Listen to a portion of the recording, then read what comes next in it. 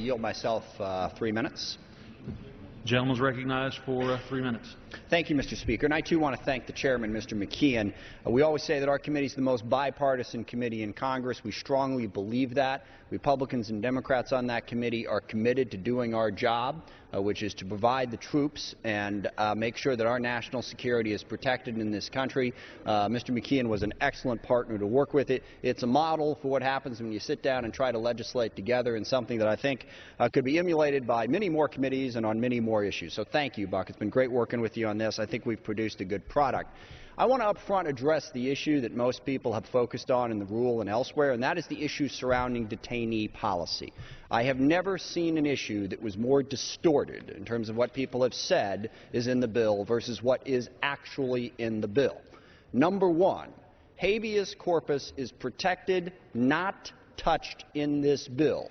Pursuant to court rulings, anyone picked up pursuant to this has, pursuant to the authorization for the use of military force, has habeas corpus rights. That is not touched categorically. Now, I understand that a lot of people have a problem with what is current law. Mr. Speaker, the House is not in order. For you. The gentleman is right. The House is not in order. The House will come to order. The gentleman may proceed. Thank you, Mr. Speaker. And current law is something we've been debating ever since 9/11. Both the Bush administration and the Obama administration have taken the position that indefinite detention is an option. In two cases before the Supreme Court, the Hamdi case most notably, a U.S. citizen was briefly subject to indefinite detention. The court, Fourth Circuit, upheld that right. That is current law. And I actually share some of the concerns amongst my colleagues about that current law. But this bill doesn't affect that. We, in fact, make it clear in our category on military detention that it is not meant to apply to U.S. citizens or lawful resident aliens. Read the bill. It is in there. Nothing in this section shall apply to U.S. citizens or lawful resident aliens. Now, if you have a problem with indefinite detention, that is a problem with current law. Defeating this bill will not change that. Won't change it at all. But I'll tell you what it will do. It will undermine the ability of our troops to do their job, to do what we've asked them to do.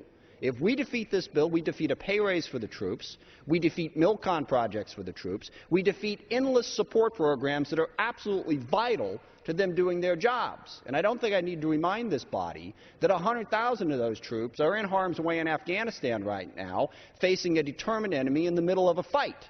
It is not the time to cut off their support over an issue that isn't going to be fixed by this bill. And let me emphasize that just one more time. Current law, as interpreted by the Bush administration, the Obama administration, and the judiciary of this country, creates the problems that everybody's talking about. Not this bill. We put language in on detention policy because we think it's about time the legislature said something on the subject. But we are not the ones that create that problem. I urge support for this bill. I yield myself an additional 30 seconds, if I may. Additional 30 seconds. One issue I want to address is the issue of military construction projects for Guam. There is some limiting language in this bill on that issue based on the fact that the Department of Defense is rethinking their posture in Asia between Okinawa and Guam and other places. But one thing I want to make clear, Guam is a critically important part of our Asia presence. They have presence of our military there now. The language in this bill is not meant to cut off existing military construction projects or indeed other ones that may not be related to this. And I want to make sure that that's clear. And with that, I reserve the balance of my